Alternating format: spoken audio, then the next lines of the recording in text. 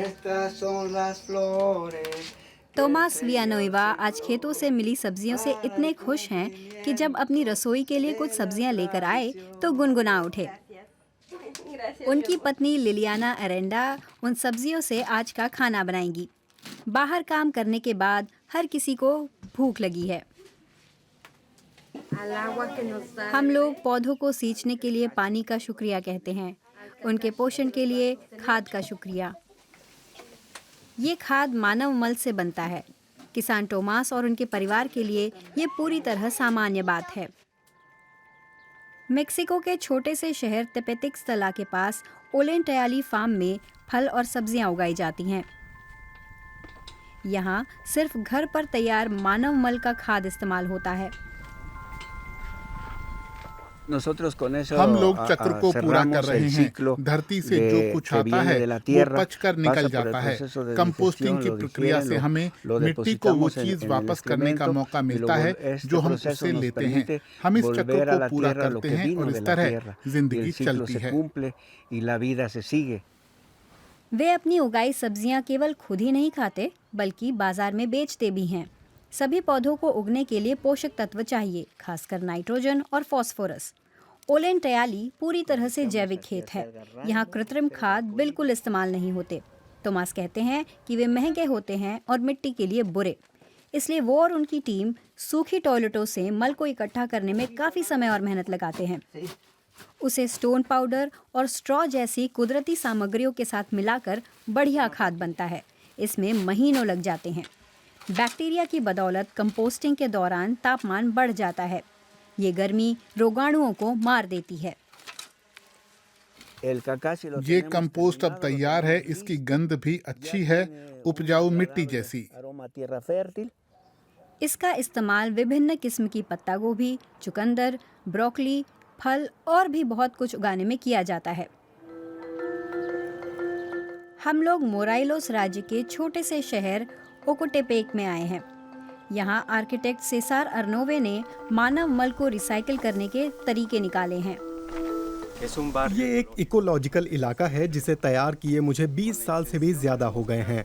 मैं दिखाना चाहता था कि पानी के प्रदूषण को रोकने के लिए घरों में ड्राई टॉयलेट इस्तेमाल किए जा सकते हैं। दूसरे शब्दों में ऐसे टॉयलेट जो पेशाब को मल से अलग कर देते हैं और वे पानी के साथ फ्लश नहीं हो जाते। ये टॉयलेट सीवेज सिस्टम से भी नहीं जुड़े हैं। पेशाब बहकर यहाँ सामने आ जाता है, मल पीछे पड़ा रहता है। थोड़ी सी मिट्टी मिलाइए और ये देखिए। मेक्सिको में बहुत सारा कच्चा सीवेज सीधे झीलों, नदियों और समंदर में बह जाता है। सेसार अर्नोवे को ये कतई बर्दाश्त नहीं। वो मानते हैं कि ड्राई टॉयलेट समाधान है। वो लोगों को वर्कशॉप के जरिए उन्हें बनाना और इस्तेमाल करना सिखाते हैं। मैं पानी के उस ज्ञान और समझ को फिर से जिंदा कर रहा हूँ जो हमारे पूर्वजों के पास था। वो मल को गंदी चीज के रूप में नहीं देखते थे बल्कि ऐसी चीज मानते थे जिसे धरती को लौटाने की जरूरत है। उन पूर्वजों ने मानव मल और दूसरे जैविक कचरे की बदौलत चिनाम्पा नाम के उर्वर द्वीपों को विकसित किया था। यहाँ दलदली इलाकों में फसलें उगाई जाती हैं। मेक्सिको में प्राचीन समय से ही उनका इस्तेमाल होता रहा है। मेक्सिको सिटी के पास एक चिनाम्पा में लूसियो उसोबियागा उस विरासत को जिंदा रखने की कोशिश में हैं।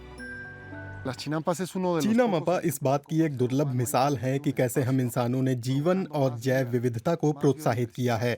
इनसे पता चलता है कि हम लोग प्रकृति के साथ मिलजुल कर रह सकते हैं। वो आर्का टिएरा नाम से एक रीजनरेटिव फार्मिंग प्रोजेक्ट चलाते हैं। आइडिया है जैविक उत्पाद उगाने का, प्रकृति के यथासंभव करीब रहकर। यहाँ उगने वाली चीजें मेक्सिको के रेस्तरां में बेची जाती हैं। हम लोगों को धरती को वो सब वापस करना चाहिए जो हमें उससे खाने के रूप में मिलता है, वरना एक असंतुलन आ जाएगा।